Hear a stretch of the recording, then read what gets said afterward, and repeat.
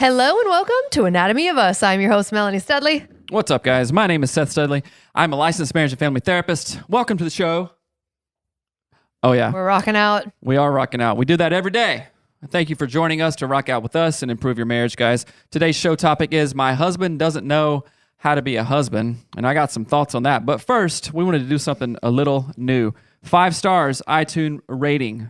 Thanks, Doc Sand. Says, love this podcast. Super down to earth. They challenge you with every episode, and they're actually striving to make others better with their information and encouragement. Thank you, Studley's exclamation point. You guys are absolutely amazing. Thank you so much. We broke the 1K mark right here. Woo! We broke the 1K mark of reviews. Keep those things coming in, guys. We love you so much, and let's dive. But you didn't read the title of the review. The actual title is What? All right, Which you guys. I love. So, yes. So thank you. If you love our show, you can give us a rating and review as well. All right. Just like these fine folks in the background. So, all right, guys. We got this from a listener question, and we're going to dive straight into it. My husband told me that he doesn't know how to be a husband. Okay. My husband has expressed to me multiple times that recently he doesn't know what it means to be a husband and his jobs and duties/role. He said his idea of being a husband was making sure his wife was happy, but didn't realize all the other things. How do we go about getting him the information he needs? All right. I can do one of two things. Be a real hard ass. No, don't do that. Or don't be a hard ass on this. Which one? Don't. Be a helping ass? Yes. Like a donkey that carries stuff? He's like, oh, my ass helps me. That was good. That was good. It was good. Don't worry with the sound effects. You're trying to get clapping and laughing going on. I was turning it down, in fact. So, all right, this is a good question, and it's not like, this makes me think about a lot of things family origin-wise. We weren't born how to be, knowing how to, we weren't born knowing how to be, you know, a good driver, a good rider, a good husband, a good wife, a good person. I mean, sometimes innately that stuff is there, but especially if we didn't have it modeled from family origin, right? These are all things we have to learn. Yeah. So the number one thing that when I read this question, part of me was like, okay, let's get to work. Let's, you know, put some leather work gloves on, tie up your boots, and let's go. Put our nose to the grindstone and do stuff. Let's go. LFG. Let's effing go, right? Okay. That's when you really want to go. I was talking about the Encanto version. Doors, floors, let's go. Oh, that's what I meant. I don't remember that part. But, okay, if you don't know how to do something, if you don't know how to do anything, what do you do? What? Don't be so mean. Listen, if you don't know how to scramble an egg, watch a YouTube video. Go to cooking class. If you don't know how to change oil in a car, again, watch a YouTube video or go pay somebody to do it, right? If you don't know how to be a husband, read books, listen to podcasts, join other men who are husbands who have a better idea of it than you do, because that's how we learn. So first of all, you might have to humble yourself and check yourself and go, oh, I don't know what to do. Either I can internalize that and shame myself and go, well, okay, I'm just going to figure it out on myself and just go and, you know, not tell people or let people know that I don't know how to be a husband. Or you can have a real growth mindset and like, all right, we're changing this up around that. It looked like you were going to say something. No, that was a real cold pass to me. Oh, sorry. No, I think that this is the husband actually took the first step. The husband said to his wife, I don't actually know how to be a husband. And I think there's a lot of, I would love to know if this relationship was formed in a spiritual context, meaning in church, because that would be very curious to me, because I think that church does this a lot, where it's like happy wife, happy life, like focus all your energy on making your wife happy, just like show up for her, show up whatever.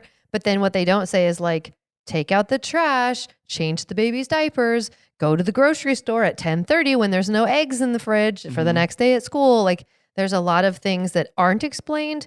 I think typically because the people who are teaching, that's innate in their story. So they think everyone knows how to do it. I have an interesting take on this that I just kind of came up. So, it's zapped. Because I know that we have had arguments before in the earlier days, and you've said this too.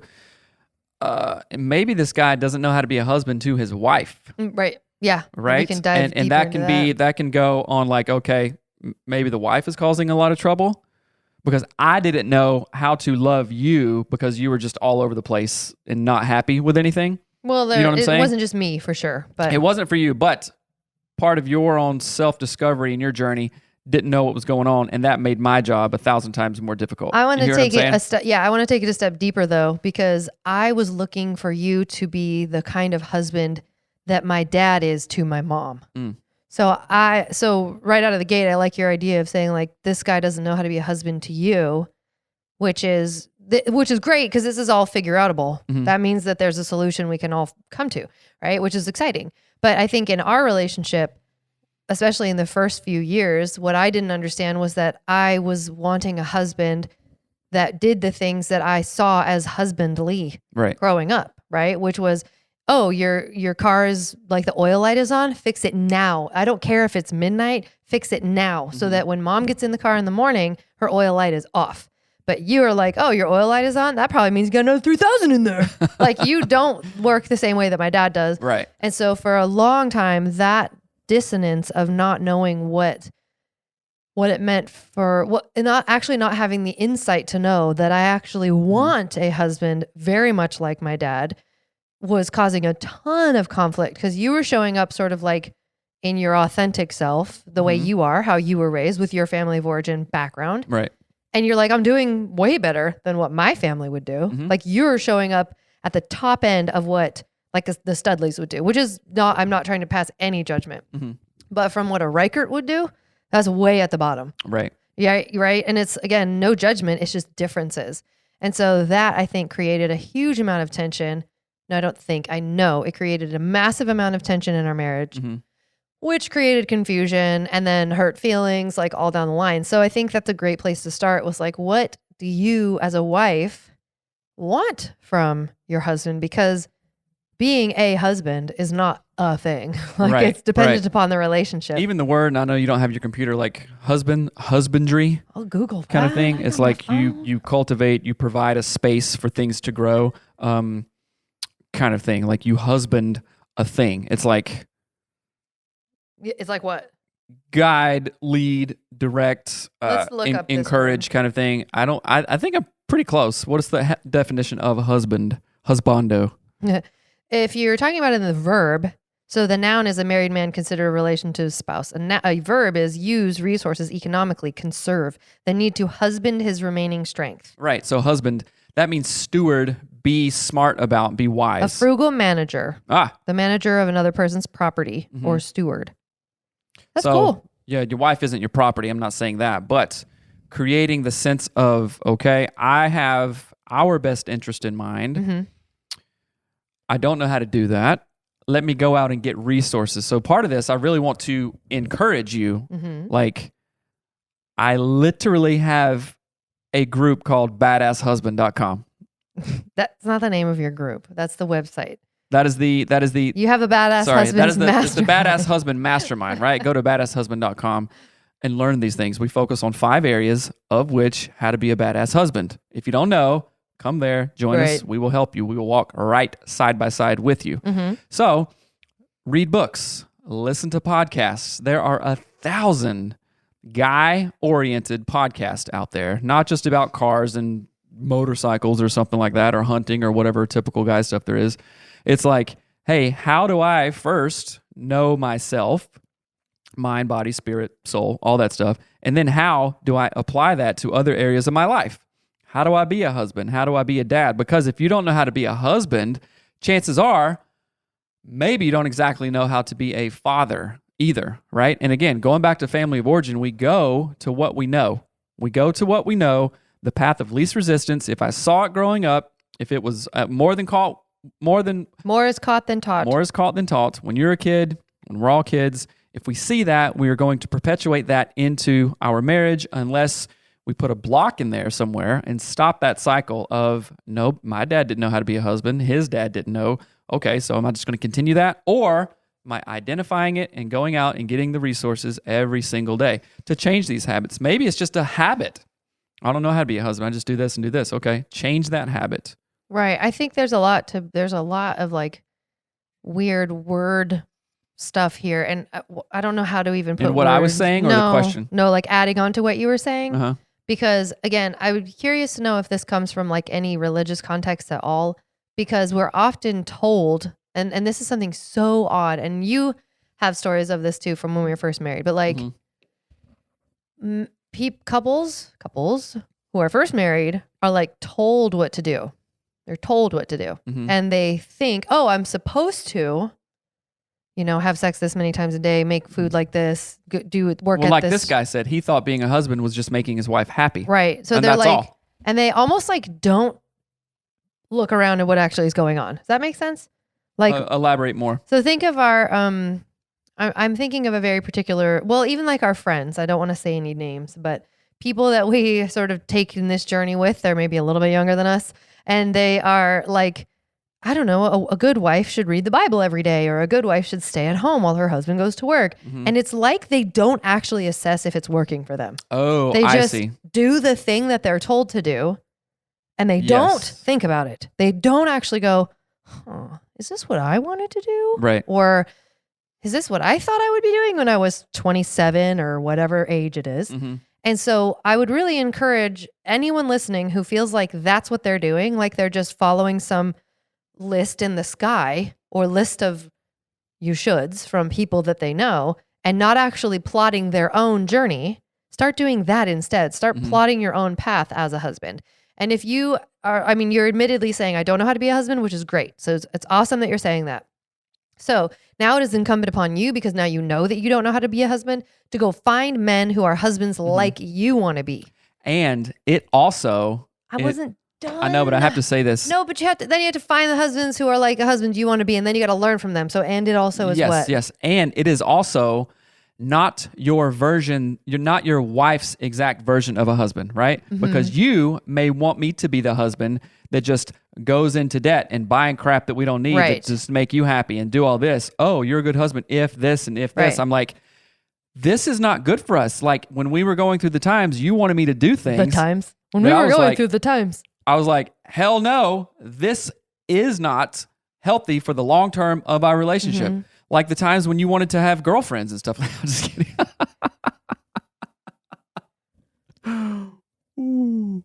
She didn't. I'm just kidding. I just thought that'd be hilarious. But like you wanted to do things, and this has gone vice versa too. It's like I wanted to go spend money or something. You're like, Seth, that's not like, no, we shouldn't do that. Zero priority. Right. Kind of thing. So being a husband or being a good husband or a good wife does not mean that you have to do exactly what your spouse is saying. That's actually a recipe for a terrible, terrible marriage. Absolutely. Trust me. We did it, right? Now, do I want to be the best husband I can for Melanie? Yes, because she has very specific needs and ways to be loved and served and attuned to, right? So if I can tweak that, like, oh, well, my idea of a husband was this. Well, she doesn't care about that. It's like this. If my idea of a husband was, okay, I will love her in my love languages and she should like it. Well, have fun being divorced. Have fun being not anything that's together. So tweak it like that in her best interest. Now, if you just innately know something like, okay, that's ridiculous, we're not going that way, that is also husbanding, right? It says like husband the remaining resources or something. Right. You know what I'm saying? So steward it's like and... that. I imagine I have this pile of resources. You want to go do something crazy with it. I'm like, that is not good for the next 5 or 10 years of our marriage. It's not good for our kids. It won't set us up for stuff. Let's don't do that. Oh, but I want to. Fine, but let me love you this way.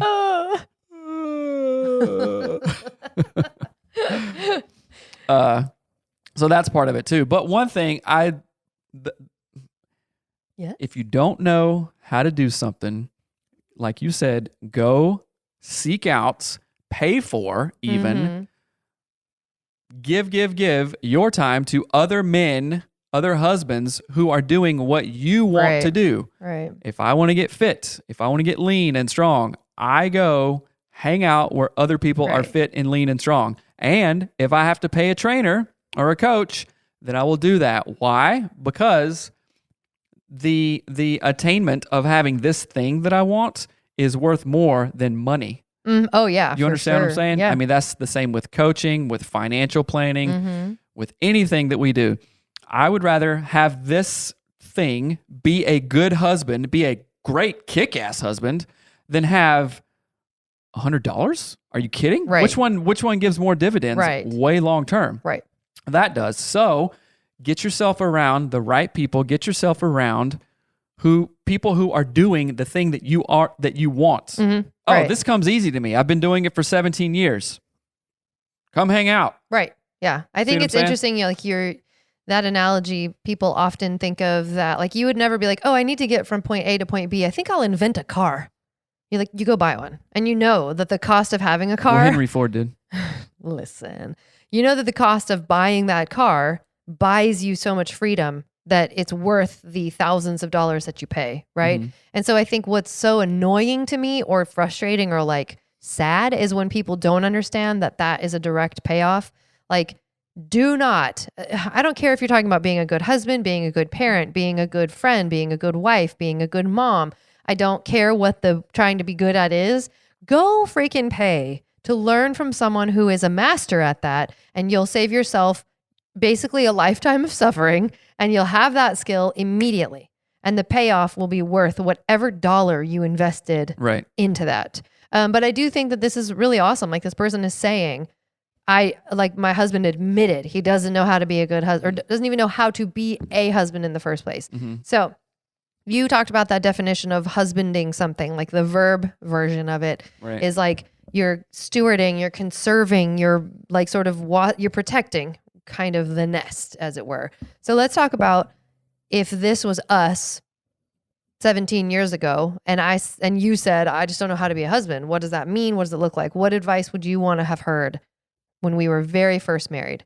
And maybe what advice did you wish you had heard when we were very first married? Well, I would give the exact advice that we've been talking about for the last, I don't know. Thanks. But that means our podcast 15 ends minutes. right now. No. That's what I would want. Like somebody to tell me, okay, if you want this skill set, experience, whatever, status of saying I can be a good husband, go to other good husbands. Yes. Okay. Let me reframe the question. What does it mean to you to be a good husband? Oh, that's a good Or one. to be a husband, rather, and not just like a roommate or a friend or a co-parent. What does it mean to you to be a husband? That's a good question. I know. I thought of it. Clearly, I'm very well versed, but when you get asked something like that, it's like, ooh, man. Oh. So, Hey. what does it mean to be a husband or a good husband? A husband. A husband? What does it mean to be a husband? So here's a good example. Like if we were telling Mariner, he's about to get married. What does it mean to be a husband? So Mariner, to be a That's husband, you helpful. must. Right, that's helpful. That Or puts it in even good like context. if Hattie is getting married and, what are we going to tell that idiot? Just kidding. You better take that back. I'm not You're not an presencing that. idiot.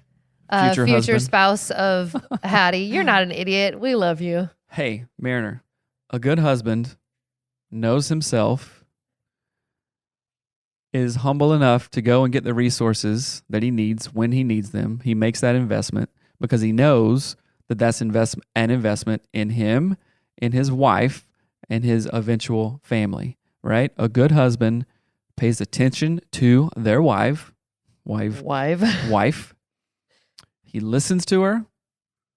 He doesn't try to fix when she doesn't want fixing. He doesn't only listen when she wants fixing, kind of thing.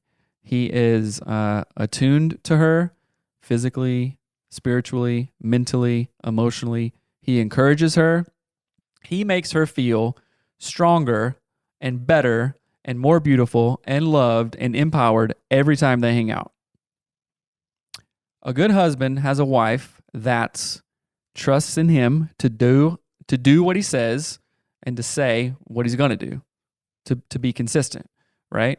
A good husband knows when to reach out when he can't handle something, when it's getting too much, and a good husband leads his wife in a way that is appropriate in all ways, not some top-down dictatorship where it's my way or the highway.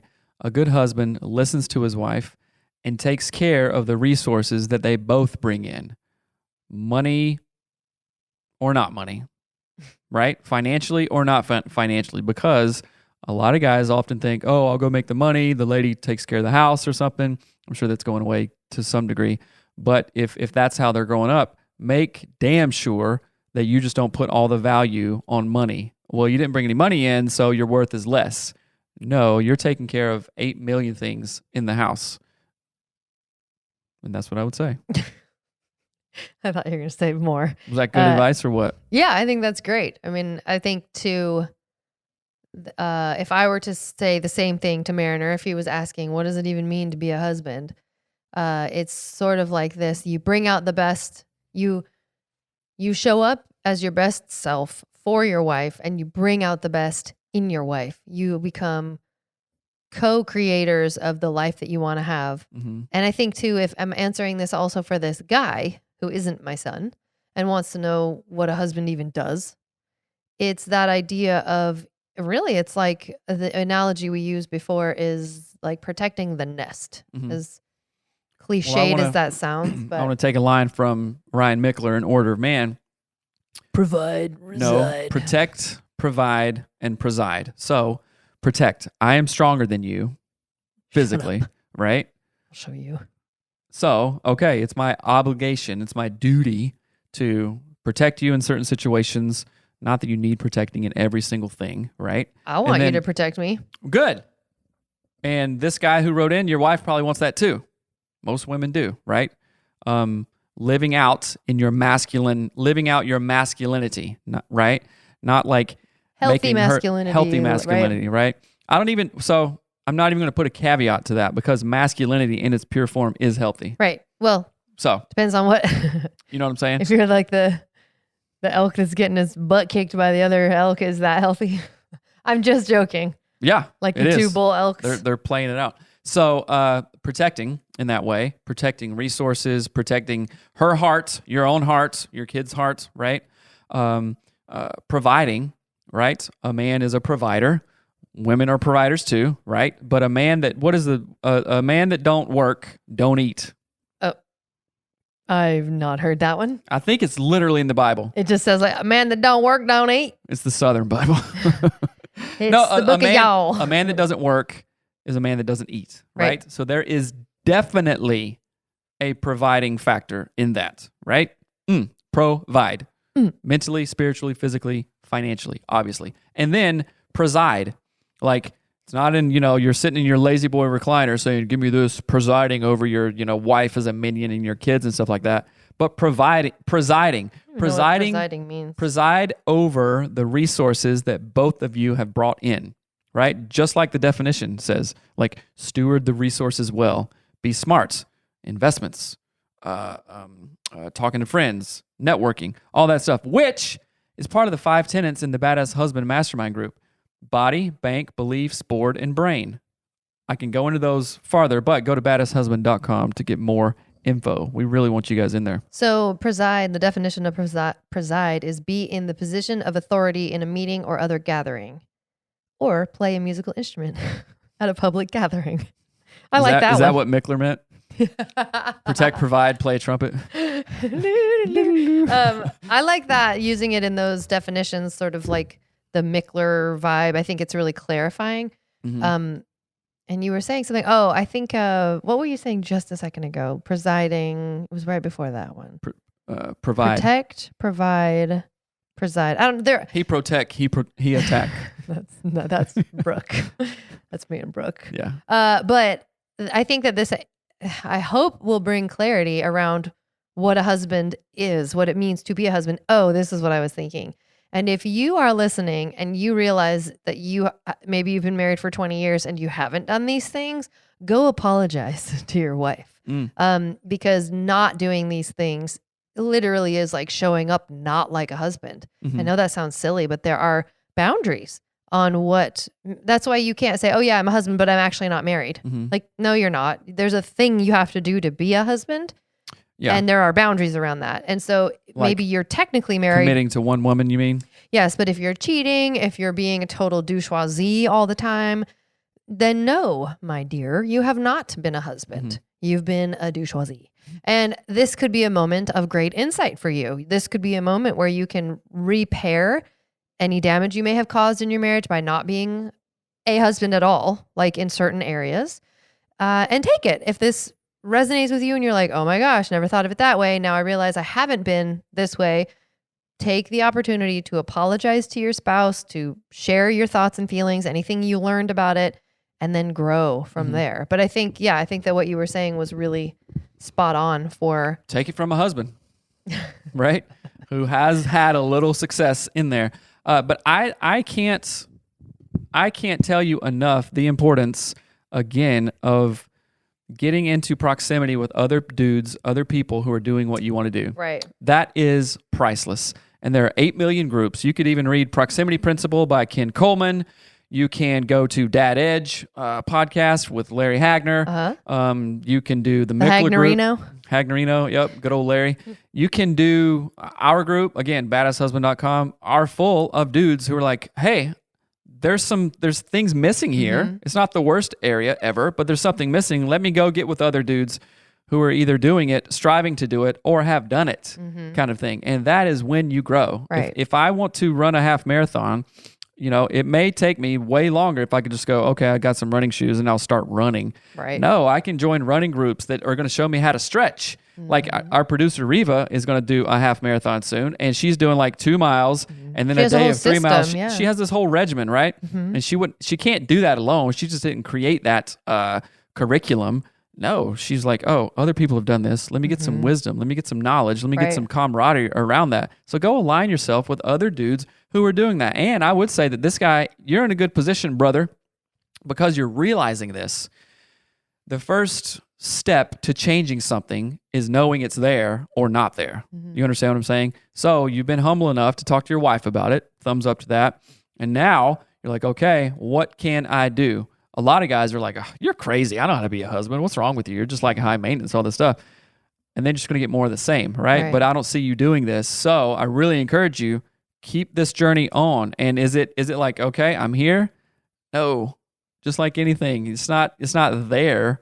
You don't like reach it unless you're mountain climbing like Mount Rainier out here. It's like, okay, I have hit the literal top of the physical mountain. Sure. But you still got to get back down, right? Yeah, I was going to say, going back down ain't so easy. We're ever-changing dynamic people with ever-changing dynamic brains and spirits and bodies. Don't you think that your path to growth and change is going to be ever-changing and dynamic? Of course it will. Yeah. And I like what you were saying, that taking that step into being in relationship with other people, like intentionally to grow, takes humility.